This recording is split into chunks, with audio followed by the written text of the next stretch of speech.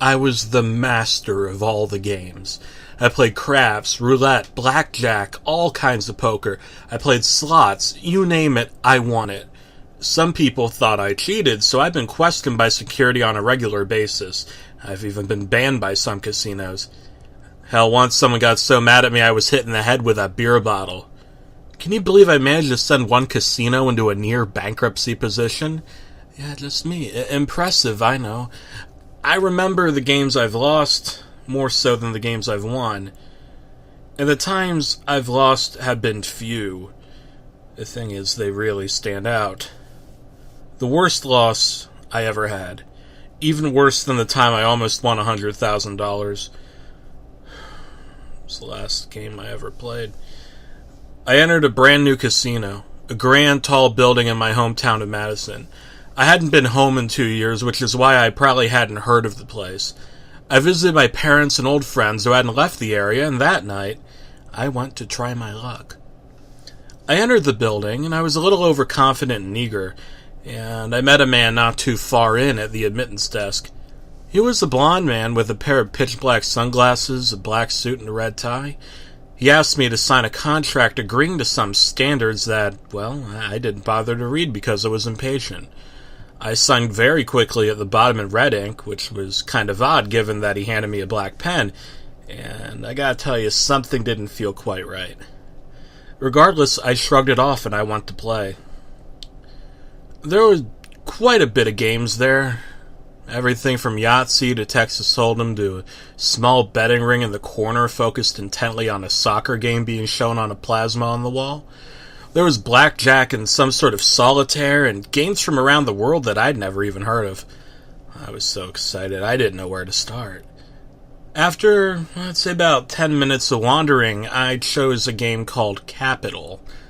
There was this sheet of seemingly complicated rules, but again, I was just so eager to play, I didn't feel like reading much of it. I figured I should just roll the dice and let Lady Luck guide me. I took a shot at it, and I placed my bet at a couple $1,000s in chips.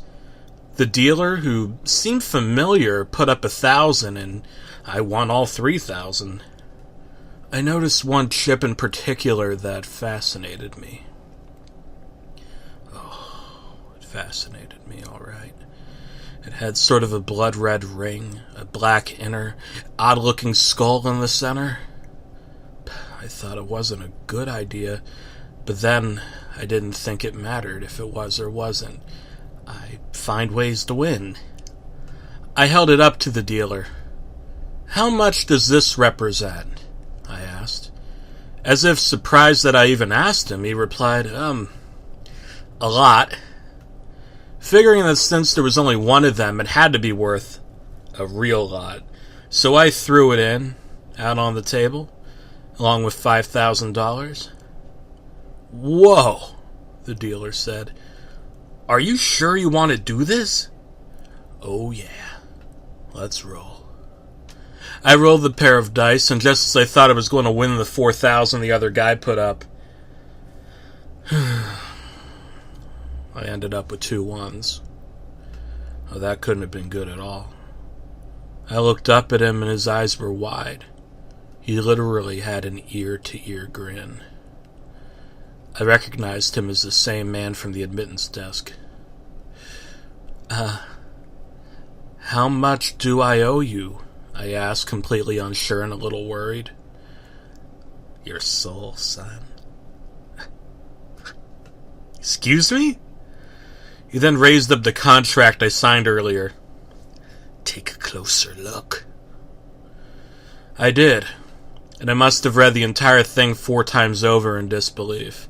I looked down, about to cry, and I saw 3 chips spelling out the number 666. Before I could proclaim it cheesy or say it must have been some sort of joke, everything went black and cold. Oh, as for me now, I feel around the underworld, blind and deaf and mute, and full of wisdom I can't share normally. It's a good thing I can write.